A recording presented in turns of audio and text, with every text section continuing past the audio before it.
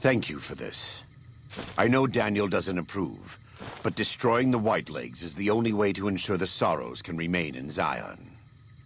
You and I will lead a group of Dead Horse warriors and Sorrows hunters into 3 Marys from this position. Our objective is to find the Whitelegs leader, Salt Upon Wounds, and prevent him from fleeing. Show no quarter to the Whitelegs we come across. Make no mistake about why we are here.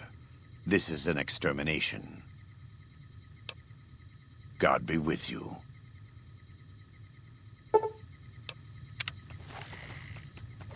Caravan of 2 now.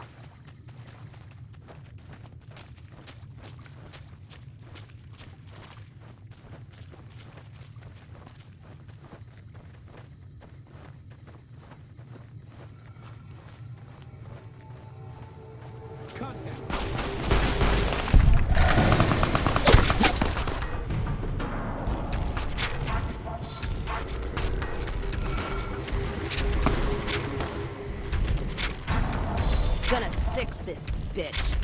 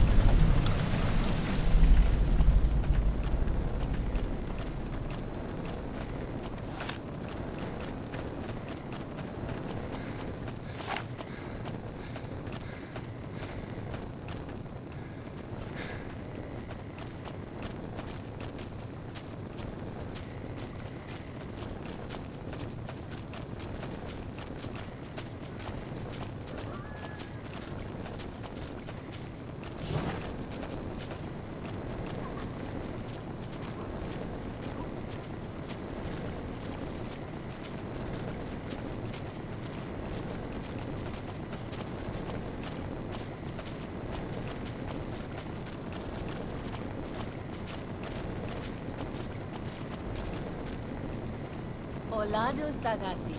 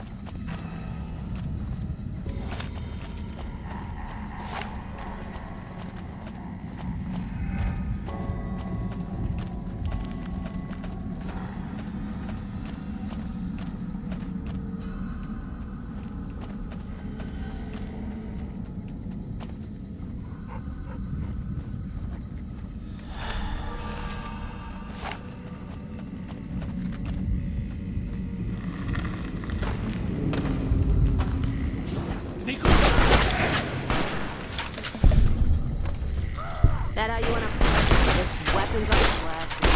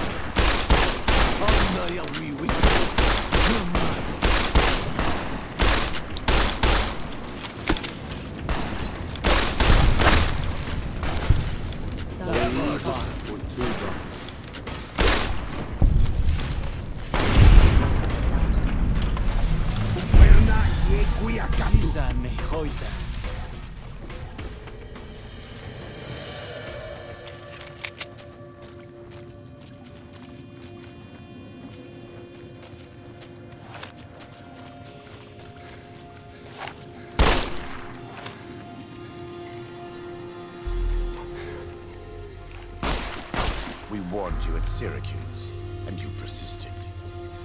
You took advantage of us at New Canaan to drive us out. And like the dogs of Caesar you are, you followed us to Zion. And now you stand on holy ground, a temple to God's glory on earth. The only use for an animal in our temple is sacrifice. Kale wachene conserva o. You understand me, don't you? Don't you? Outman. Kunaman mad. He killed all white legs. You talk. You stop!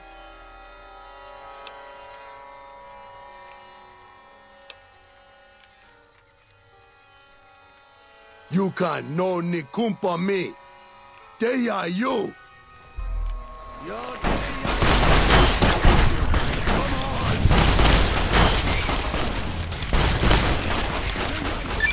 It's the same end he would have met if he had died on his knees. But I suppose this was for the sake of the dead horses and sorrows. Still, thanks to your help and the grace of God, the White Legs won't be troubling Zion anymore. Let's go find Daniel. Tomorrow we'll be here soon enough, and there is much to do.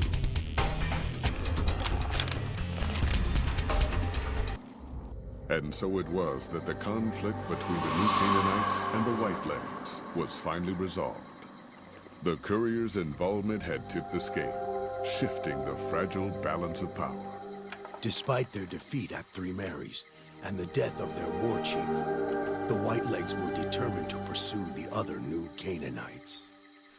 But when they finally tracked down their prey in Colorado, they discovered the tables had been turned.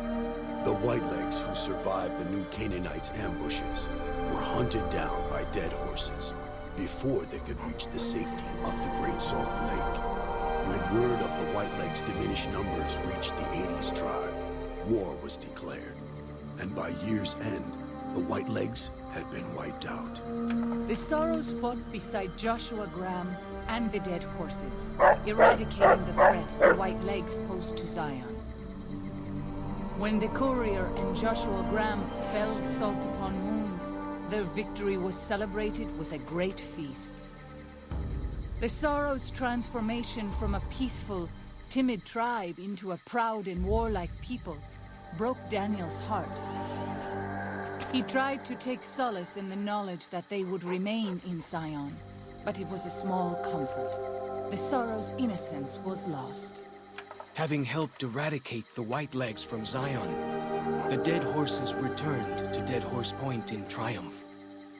They remained neutral toward the Sorrows, but as years went on, there were periods of competitive friction, even violence between the tribes. The New Canaanites, Daniel especially, intervened regularly as mediators, but found it difficult to reconcile the tribes' conflicts.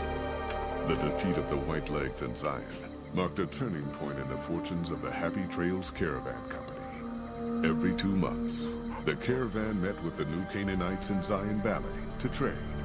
Happy Trails soon returned to prosperity. The vigilance of the Sorrows and Dead Horses in defending southwestern Utah, initially startling to Happy Trails caravans, soon proved a blessing. The tribes united against the 80s, driving them back from Highway 50, and thus opening yet another trading route for Happy Trails caravans. Though the courier had stopped Joshua Graham from executing salt-upon wounds, the war chief still fell in battle. The Whitelegs defeated at Three Marys. Joshua led the Sorrows and Dead Horses in tending to their comrades and burning the corpses of their foes. He continued to advocate militant opposition to the enemies of New Canaan and showed little quarter to those he fought. And yet he was changed. He no longer reveled in the brutality and cruelty for which he had been known in his former life. His inner demons, if not extinguished, were at the least appeased. For years after the defeat of the Whitelegs, Daniel did his best to minister to the Sorrows' spiritual needs. Try as he might, he could not hold back the tribe's increasing militancy and reverence of Joshua Graham. Demoralized, he returned to his family in Dead Horse Point. His failures haunted him for the rest of his days. And with that, the courier walked out of the history of the tribes of Zion and back to the gathering storm of the Mojave Wasteland.